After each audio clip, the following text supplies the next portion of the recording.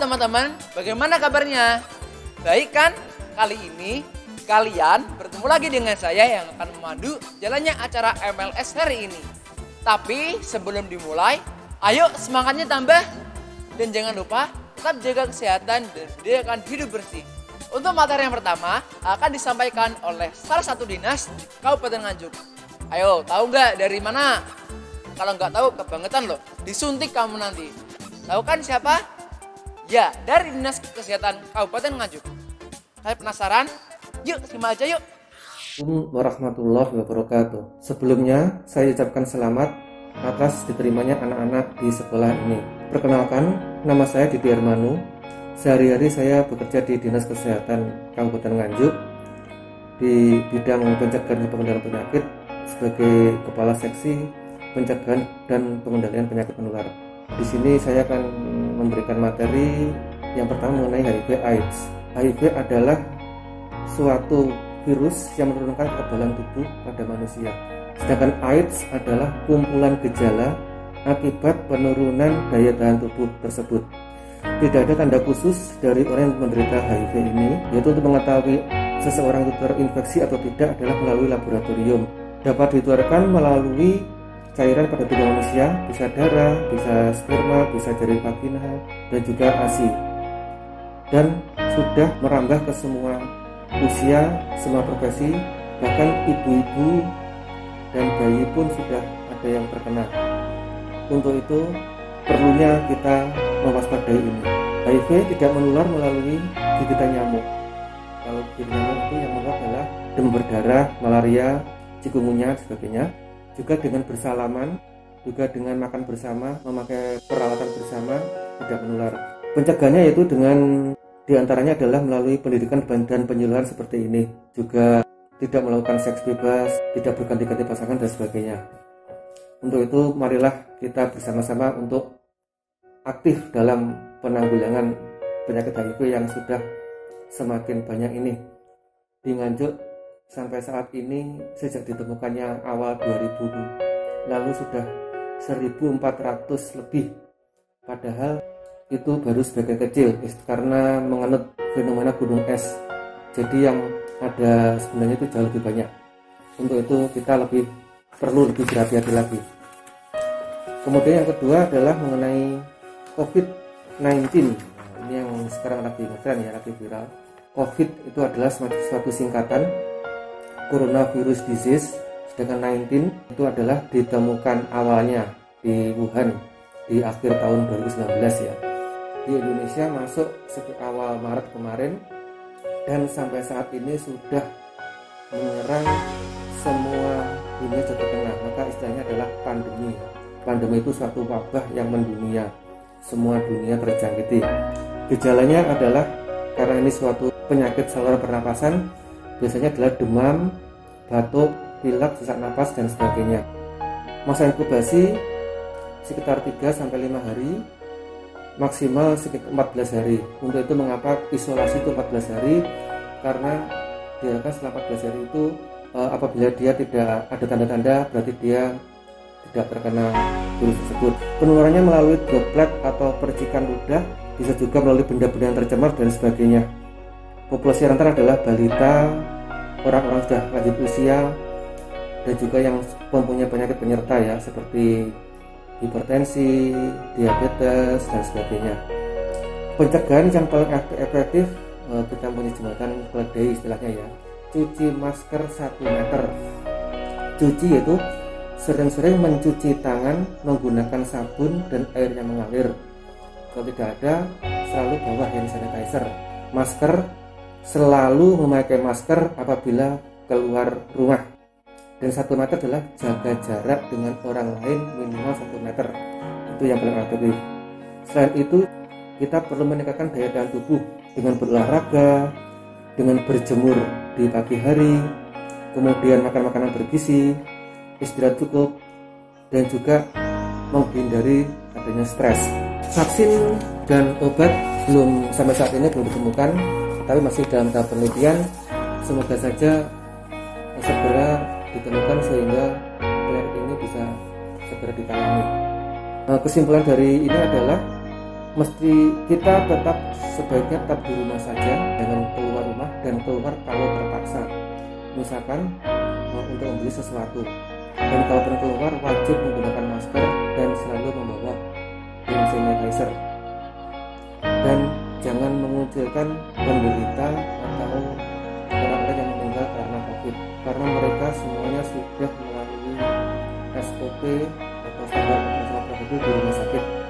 Sekali lagi, demikian dapat kami sampaikan. Terima kasih, selamat atas diterimanya Anda di sekolah ini. Raih prestasi setinggi mungkin, kejar cita-citamu. Semoga Allah meridhoi. Demikian dapat kami sampaikan. Kurang lebihnya mohon maaf. Terima kasih. Assalamualaikum warahmatullahi wabarakatuh. Wah, gimana nih materinya? Seru kan? Materinya mesti mendidik. Kalian ingat ya, hindari HIV/AIDS dan jaga kesehatan agar terhindar dari paparan virus COVID. Untuk materi yang kedua akan disampaikan oleh salah satu guru di SMA Negeri 2 Ngajum. Kalian tahu nggak siapa? Dismada, beliau mengajar bahasa Inggris. Tahu kan siapa? Ya, Ibu Edang Sugiyarti. Penasaran? Catat ya, simak baik-baik. Assalamualaikum warahmatullahi wabarakatuh. Selamat siang, salam sejahtera bagi kita semua. Kepada anak-anakku kelas 10 yang baru, saya mengucapkan selamat datang. Kalian pada hari ini sudah diterima menjadi peserta didik di SMA Negeri 2 Nganjuk. Namun demikian belum disahkan menjadi peserta didik karena nanti pada saat inaugurasi kalian baru akan disahkan menjadi peserta didik di SMA Negeri 2 Nganjuk. Baik, sebelum saya mulai dengan materi pada siang hari ini, terlebih dahulu saya akan memperkenalkan diri. Nama saya Endang Sugiyarti. Saya adalah Ketua MPLS SMA Negeri 2 Nganjuk. Pada siang hari ini saya akan menyampaikan satu materi, yaitu tata tertib sekolah. Mengapa tata tertib sekolah itu diadakan? Karena memang dari latar belakang peserta didik yang berbeda-beda, dan sekolah merupakan salah satu tempat untuk membimbing, mendidik, mengarahkan dan membentuk pribadi seseorang berperilaku baik. Nah, pengertian tata tertib sekolah. Tata tertib sekolah adalah kumpulan aturan-aturan yang dibuat secara tertulis dan mengikat. Aturan-aturan ketertiban dan keteraturan terhadap tata tertib sekolah meliputi kewajiban, keharusan, dan larangan-larangan. Adapun dalam pelaksanaan sehari-hari dari tata tertib ini ada dampak yang akan muncul, yaitu dampak yang positif. Yang pertama positif adalah tidak mengulangi kesalahan yang sama, kemudian patuh pada peraturan sekolah dan introspeksi diri. Dan dampak yang negatif adalah setelah diadakan riset atau setelah dilaksanakan dalam kesehariannya, kadang-kadang anak juga masih mengulangi kesalahan yang sama. Saya ambil contoh, misalnya datang terlambat, kemudian tidak memakai seragam atau pakaian yang ditentukan pada hari itu. Nah, itu contoh pelanggaran-pelanggaran yang masih saja dilakukan oleh anak-anak. Kemudian diadakannya tata tertib ini bertujuan untuk agar semua warga sekolah mengetahui apa tugas, hak, dan kewajiban serta melaksanakannya dengan baik, sehingga kegiatan sekolah dapat berjalan dengan lancar. Nah, maka tujuan dari tata tertib sekolah itu adalah sebagai berikut. Yang pertama adalah mengetahui tugas, hak, dan kewajibannya. Kemudian yang kedua, mengetahui hal-hal yang diperbolehkan dan kreativitas meningkat, serta terhindar dari masalah-masalah yang dapat merugikan diri peserta didik. Sekarang untuk pentingnya tata tertib sekolah.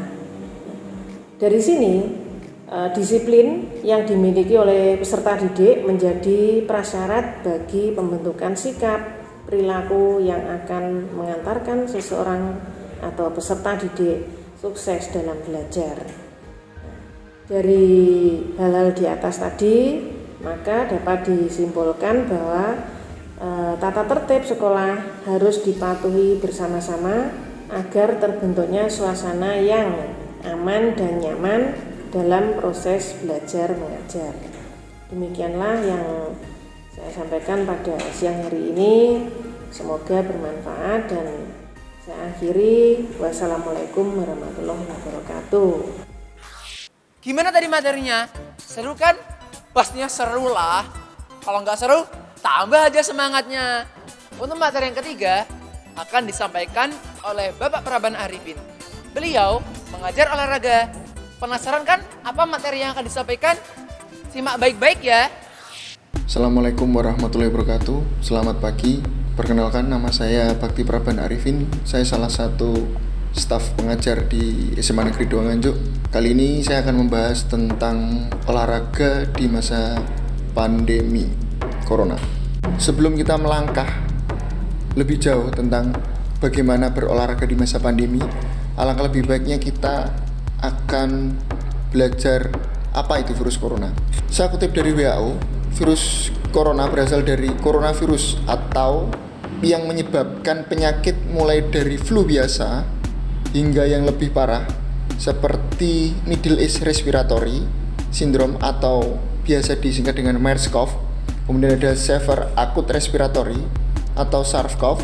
Kemudian untuk novel coronavirus sendiri itu adalah jenis baru yang sampai saat ini belum teridentifikasi apakah penyebabnya pasti.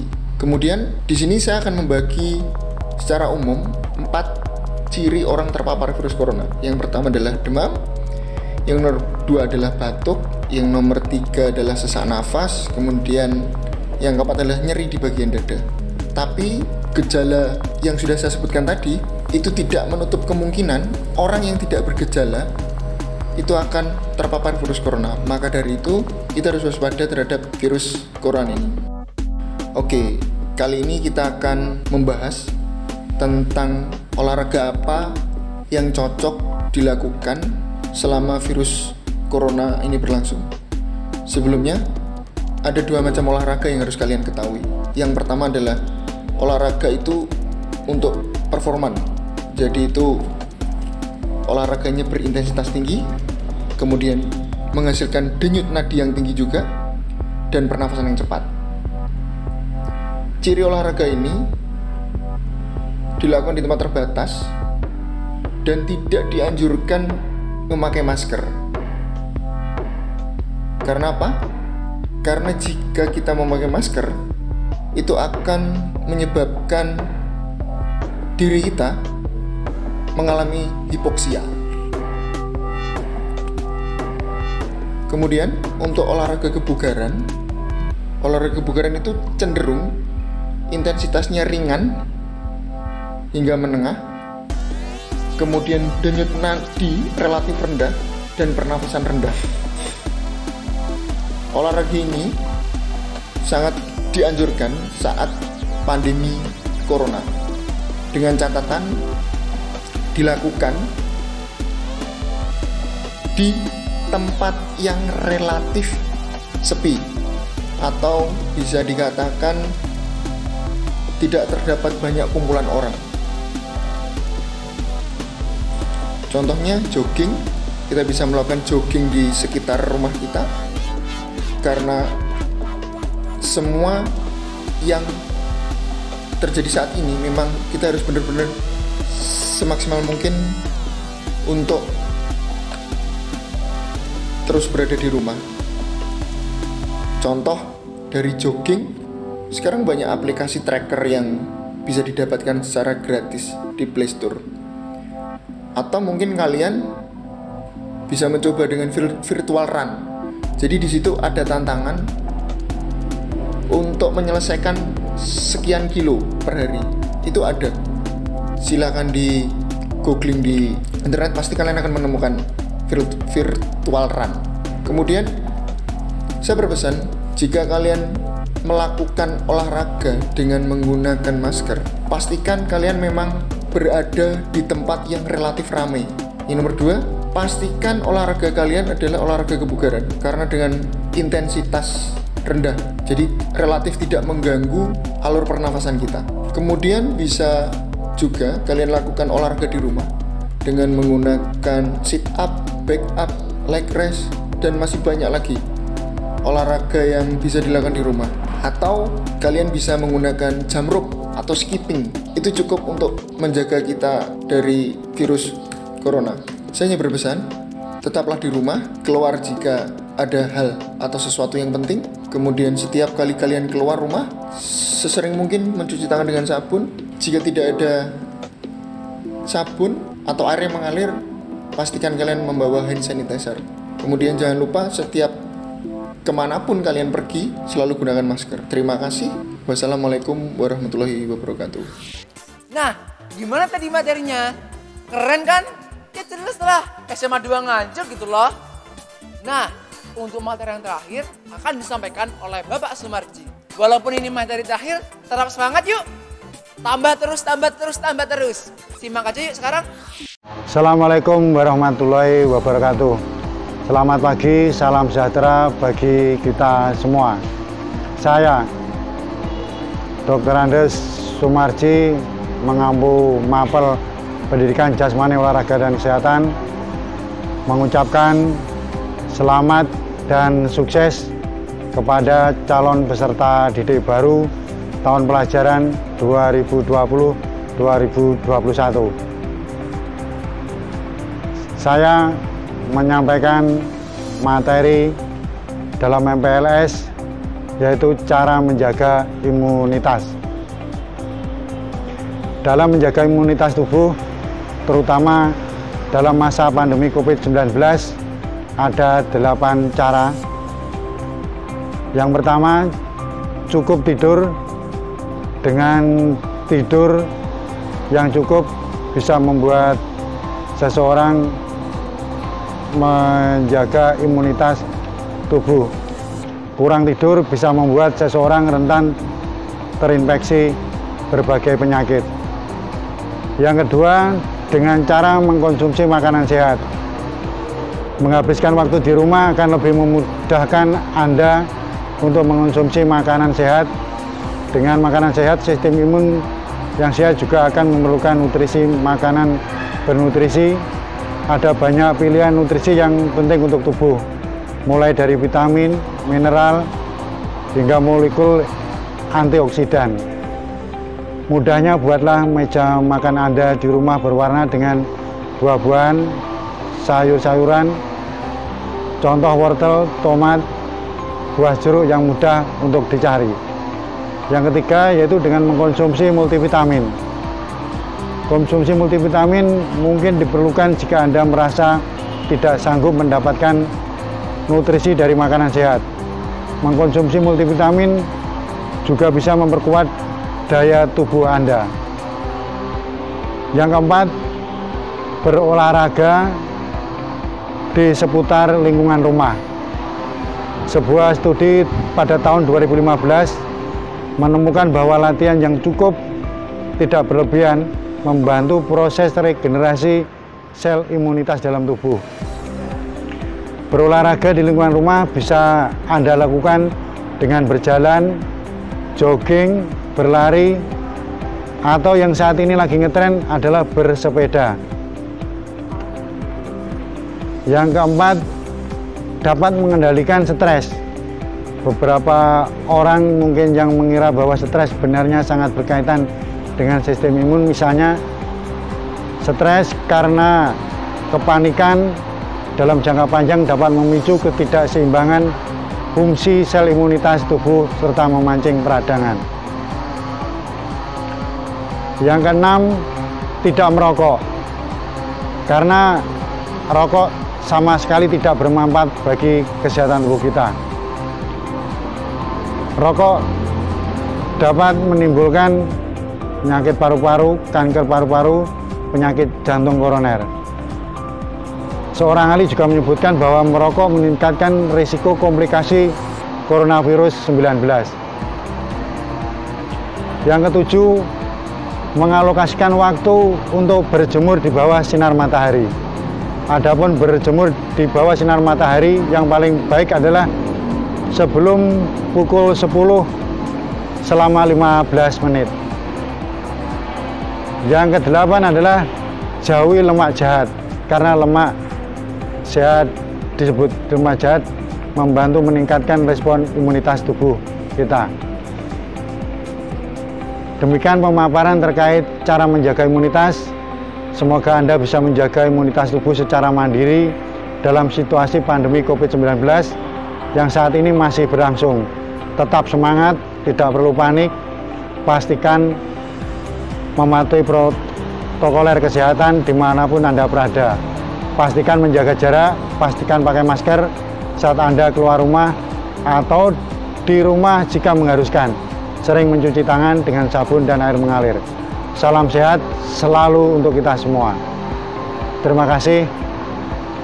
Wassalamualaikum warahmatullahi wabarakatuh. Nah, gimana tadi materinya? Menarik kan? Ya jelas. Nah teman-teman, sayangnya untuk hari ini kita sampai sini aja ya. Walaupun hari ini selesai, jangan patah semangat. Tambah terus semangatnya. Karena besok kita akan ketemu lagi.